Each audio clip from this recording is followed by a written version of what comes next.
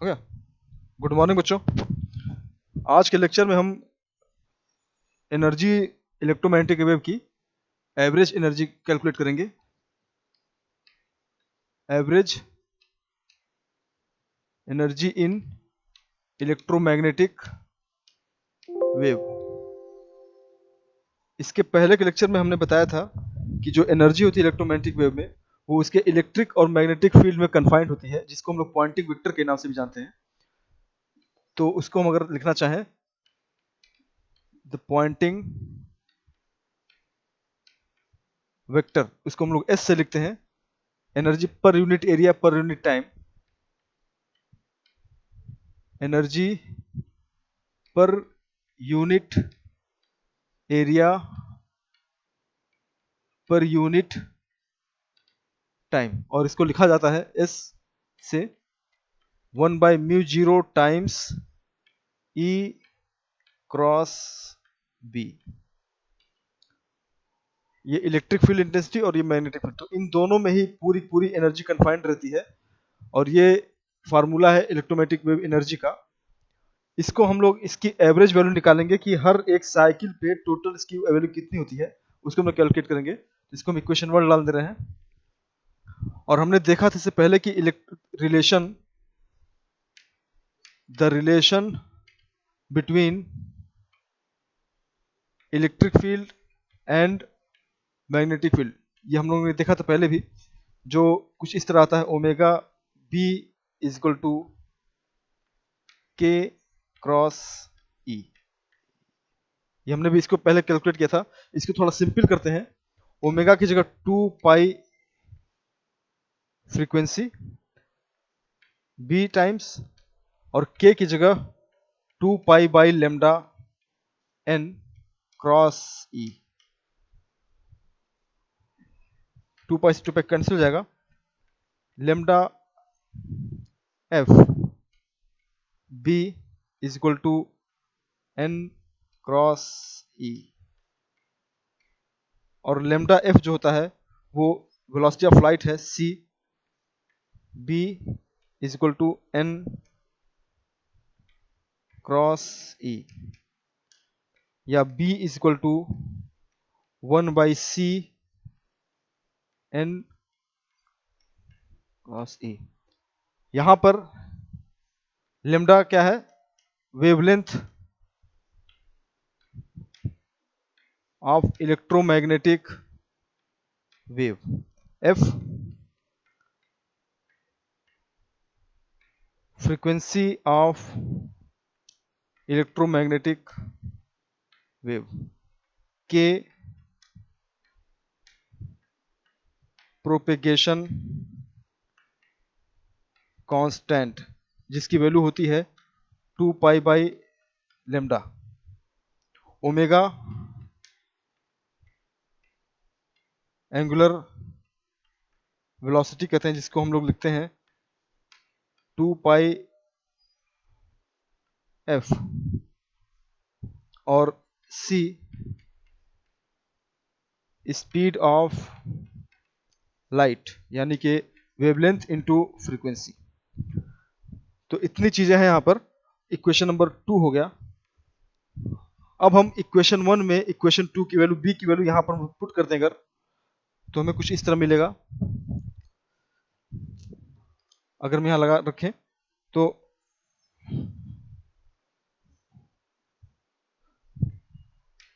1/μ0 times E cross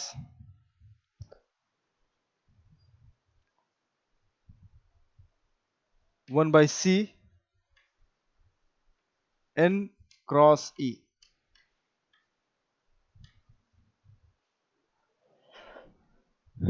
सी constant बाहर निकल जाएगा, 1/μ0 टाइम्स सी, और ये आएगा E cross N cross E. ये एक ट्रिपल प्रोडक्ट है A cross B cross C का। इसको अगर सॉल्व करें हम, तो 1/μ0 C E dot E N minus E dot N E. यहाँ पर दोनों एक ही है, इसलिए स्क्वायर हो जाएगा 1/μ0 C E स्क्वायर n, और माइनस ये हमेशा दोनों परपेंडिकुलर होते हैं, इलेक्ट्रिक फील्ड और प्रोपगेशन ऑफ लाइट, तो इसलिए ये आपका 0 हो जाएगा। और यहाँ जो मिलेगा वो S is equal to 1/μ0 C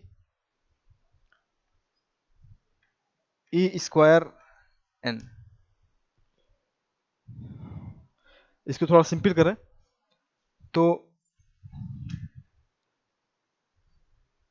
C की वैल्यू होती है 1/μ0 एप्सिलॉन 0। तो यहाँ पर अगर μ0 यहाँ नीचे है तो ये हो जाएगा आपका S is equal to μ0 epsilon 0/μ0 E square n, यानी S is equal to under root epsilon 0/μ0 E square n।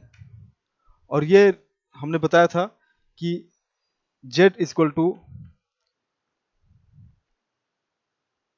Under root μ0/एप्सिलॉन 0 होता है, इसलिए यहाँ पर ये S equal to 1/Z0 E square n।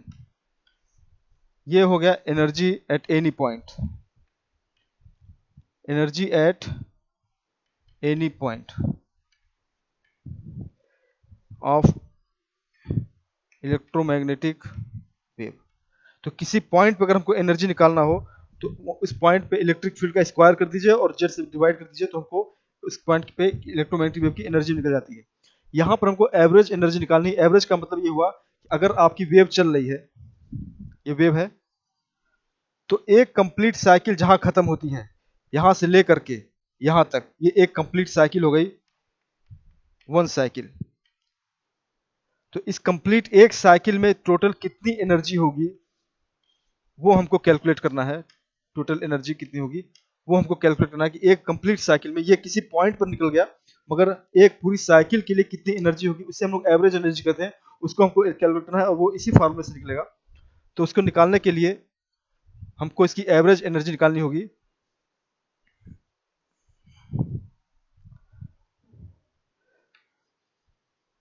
The average energy for one complete cycle, एक complete cycle के लिए जो एवरेज एनर्जी निकलती है इलेक्ट्रोमैग्नेटिक वेव की, उसको हम लोग एक्सपेक्टेशन वैल्यू से लिखते हैं। इसको हम लोग एक्सपेक्टेशन वैल्यू से कहते हैं। और ये एवरेज, इसको इसका मतलब होता है कि हम इसको एक साइकिल के लिए एवरेज वैल्यू निकालना है। तो यहाँ पर S is equal to average value 1/Z0 constant है, और हम यहाँ पर भी इसकी एवरेज वैल्यू निकालेंगे E स्क्वायर n। ये एवरेज का मतलब यहाँ पर हम, अगर ये कॉम्प्लेक्स नंबर होता है इलेक्ट्रोमैग्नेटिक, इसलिए हम इसकी हमेशा जब स्क्वायर में इसको कैलकुलेट करेंगे इसकी real value. Since E is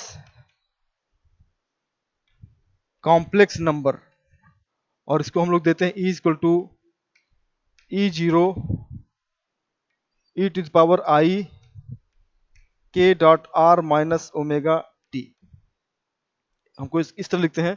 और चाहे तो इसको हम लोग कॉस और साइन के फॉर्म में भी लिख सकते हैं, कॉस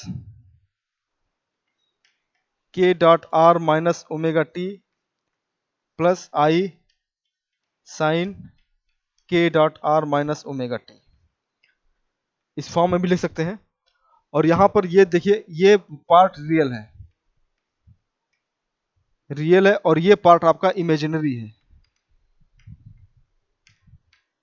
और यहां पर हमको रियल की जरूरत है, इमेजिनरी हम स्किप कर देंगे। तो हमको सिर्फ इतनी वैल्यू चाहिए, यानी कि E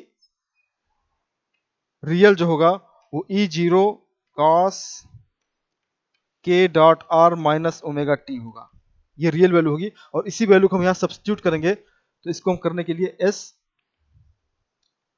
expectation average value equal to 1/Z0 E zero cos square K dot R minus omega T N cap. अब हमको इसकी वैल्यू निकालनी है कॉस स्क्वायर के डॉट, और ये इंटीग्रेट एवरेज का मतलब इंटीग्रेशन करना, तो इसको हम लोग इंटीग्रेट करेंगे, यानी कि ई स्क्वायर कांस्टेंट हो जाएगा, बाहर हो जाएगा, और cos square K dot R minus omega T average value होती है। इसको हम लोग इंटीग्रेट करते हैं एक कंप्लीट साइकिल के लिए, ओमेगा टी के लिए, cos square K dot R minus omega T D T, और इसको सॉल्व करने पर जो वैल्यू आती है वो आती है हाफ। तो इसका मतलब ये हुआ कि जो वैल्यू होगी average value S equal to, therefore S equal to S average value जो होगी वो होगी 1/z0 half E zero square N, यानी कि एस एवरेज वैल्यू जो हो गई किसी भी एक साइकिल के लिए 1/z0 E zero square by 2 N cap.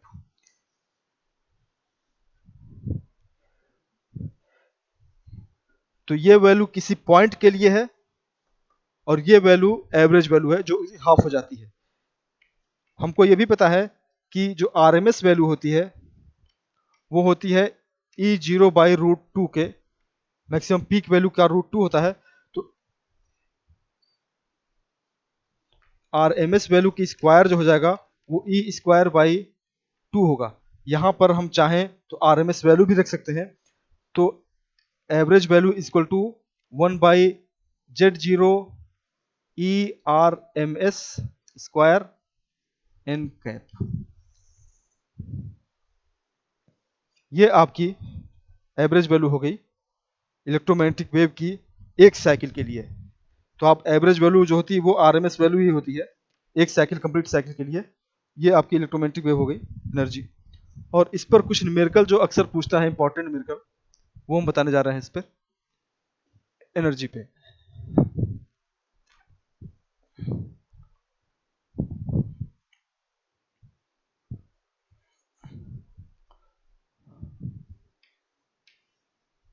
Some important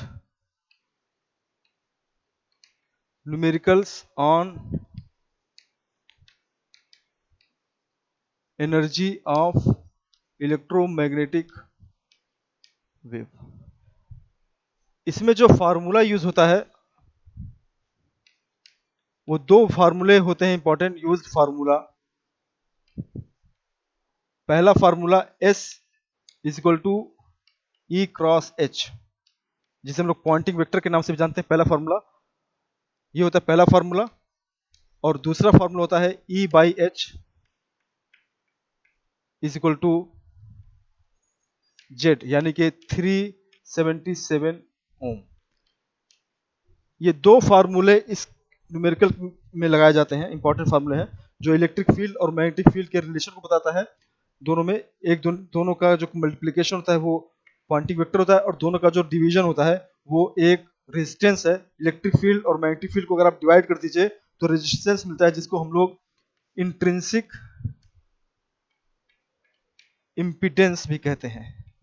और ये किसी भी पॉइंट के लिए, किसी भी पॉइंट, किसी भी स्पेस में, किसी जगह के लिए ये कांस्टेंट होता है। तो इसी दोनों फार्मूला का यूज होगा आगे आने वाले जितने भी न्यूमेरिकल्स हैं उसमें। तो पहला क्वेश्चन शुरू करते हैं। Question 1,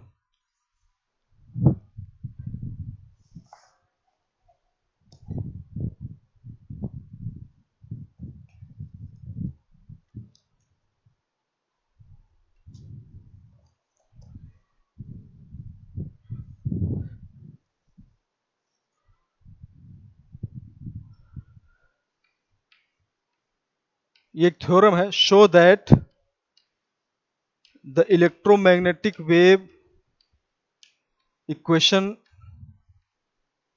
may be written as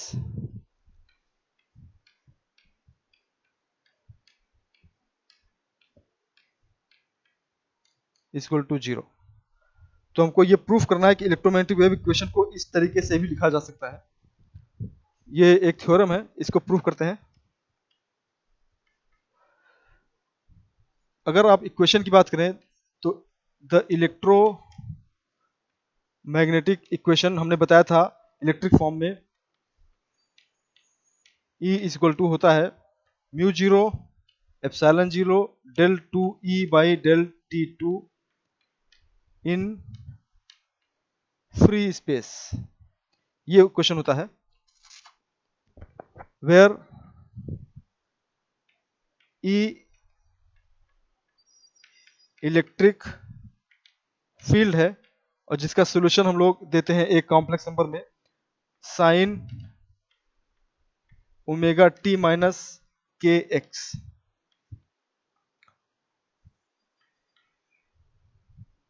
इस फॉर्म में दिया जाता है, ये एक साइन वेव है। तो ये इसका सोल्यूशन है। हम इसको इसमें रखना चाहें अगर तो then del two E by del T two, इसको डिफरेंशिएट करें दो बार। पहले एक बार करते हैं, इसको डिफरेंशिएट कीजिए। ई जीरो टी के रिस्पेक्ट में omega cos omega T minus K X, ये आएगा। और इसको एक बार और डिफरेंशिएट करें अगर हम टाइम के रिस्पेक्ट में तो ई जीरो कॉस के साथ लगा हुआ है इसलिए इसका इंटीग्रल माइनस में होगा, ये माइनस ओमेगा स्क्वायर हो जाएगा cos sine omega T minus K X. इसको सिंपल करें हम del two E by del T two equal to minus omega square E zero sine omega T minus K X, ये आएगा। ये value यहां से लेके यहां तक ई है, इलेक्ट्रोफिटिक फील्ड है ये, तो इसको हम यहां से लिख सकते हैं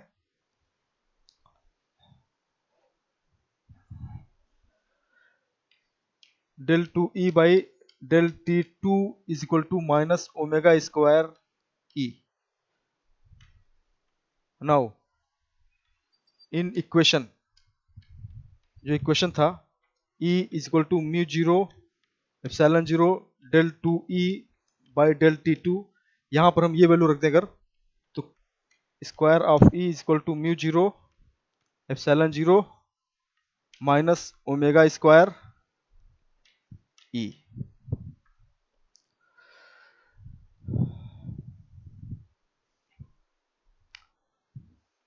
minus omega square mu zero epsilon zero E।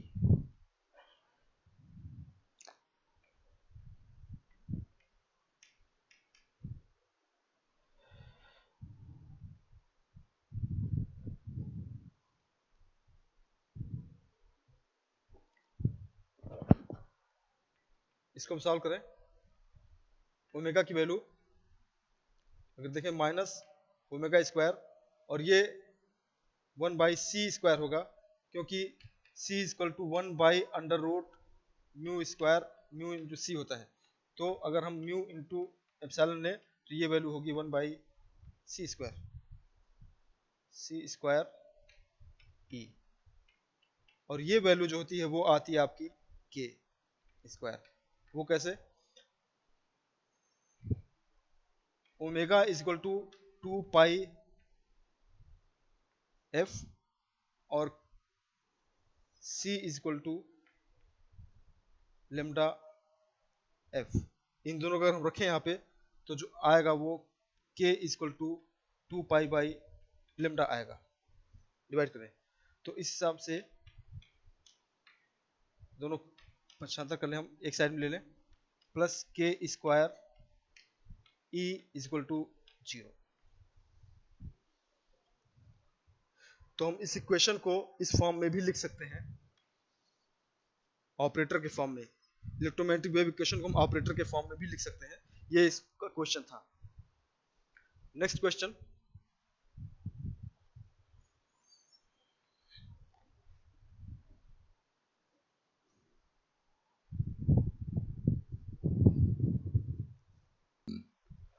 तो पहला न्यूमेरिकल इस पर N1, if the magnitude of H, magnetic field intensity H in a plane wave is 1 ampere per metre. Capital H दिया हुआ है। फाइंड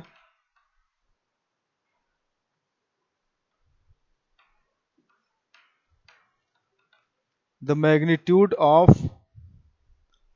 कैपिटल E, यानी कि electric field का मैग्नीट्यूड कैलकुलेट करना है इन फ्री स्पेस।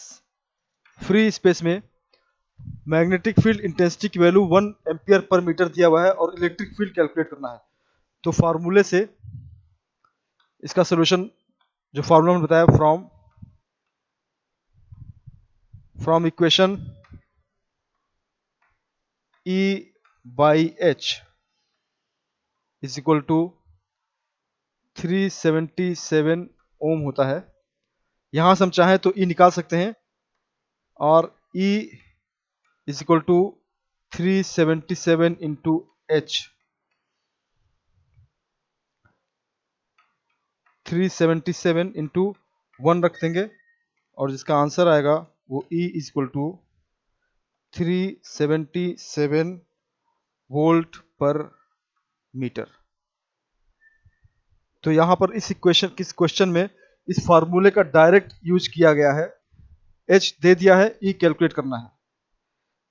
अगला question,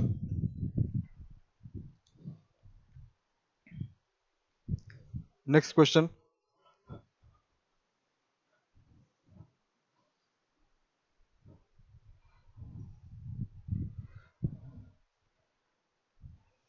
to a 100 watt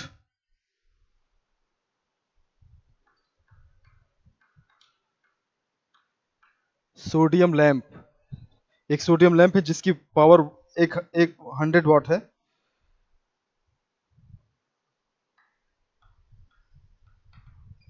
radiating it's power, जो कि जल रहा है और अपनी एनर्जी दे रहा है। कैलकुलेट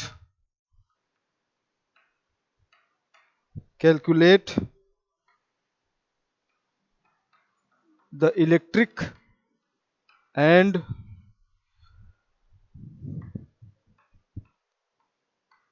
मैग्नेटिक फील्ड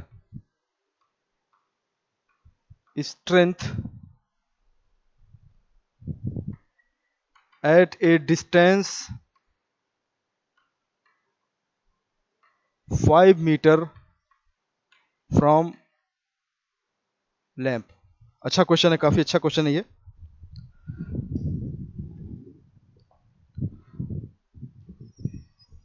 इसको निकालने के लिए एक कॉन्सेप्ट को समझना होगा कि एक्चुअली में जो S है आपका, जिसे हम लोग पॉइंटिंग वेक्टर भी कहते हैं, इसकी फिजिकल मीनिंग क्या है कि व्हाट इज मीनिंग। तो इसको समझने के लिए हम इस तरह समझें कि इमेजिन कीजिए कि यहां पर एक बल्ब आपका जल रहा है,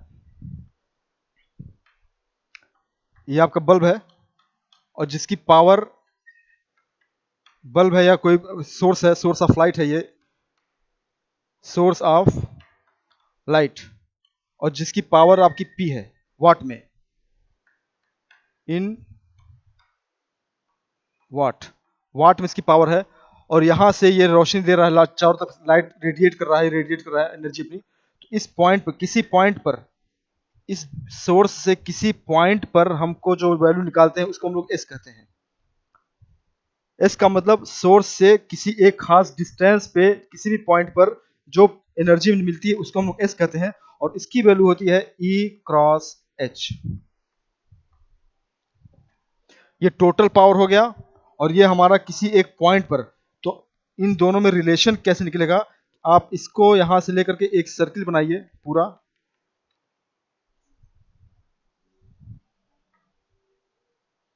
द सरफेस एरिया,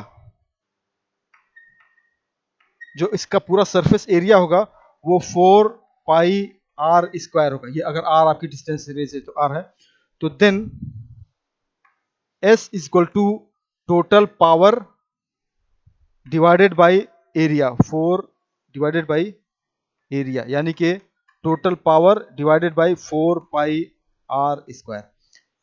ये वैल्यू होती है, अगर आपको टोटल पावर पता हो किसी सोर्स की, तो किसी पॉइंट पर आप इलेक्ट्रोमैग्नेटिक वेव की एनर्जी को निकाल सकते हैं, अगर आपको ये डिस्टेंस पता हो तो इस कंडीशन में, इस इक्वेशन में जो डिस्टेंस दिया है वो 5 मीटर है, तो इसको हम ऐसे लगा सकते हैं, टोटल पावर ऑफ लैंप यानी कि P, इसकी वैल्यू दिया है 100 वाट, और जो डिस्टेंस है यानी कि R वो दिया हुआ है 5 मीटर, ये दिया हुआ है। तो पॉइंटिंग वेक्टर यानी कि Poynting vector S, energy at any distance, वो कैसे निकालेंगे हम?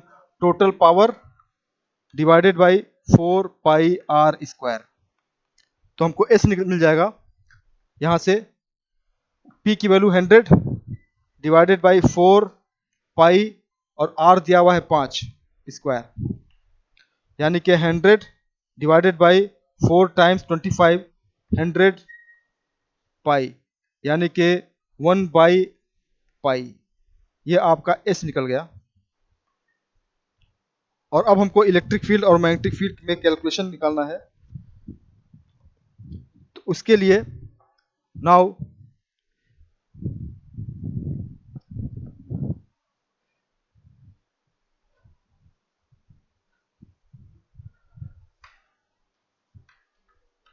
सिंस E बाई H की वैल्यू हमको पता है 377, एंड अभी हमने S की वैल्यू निकाली 1 बाई पाई, जिसको हम लोग E क्रॉस H भी कहते हैं। तो इन दोनों इक्वेशन को अगर हम सॉल्व कर रहे हैं तो हमको E और H की वैल्यू पता चल जाएगी, तो दोनों को मल्टीप्लाई करते हैं,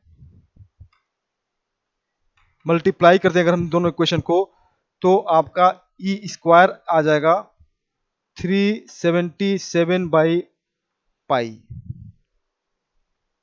तो E की वैल्यू जो आएगी वो आपकी आएगी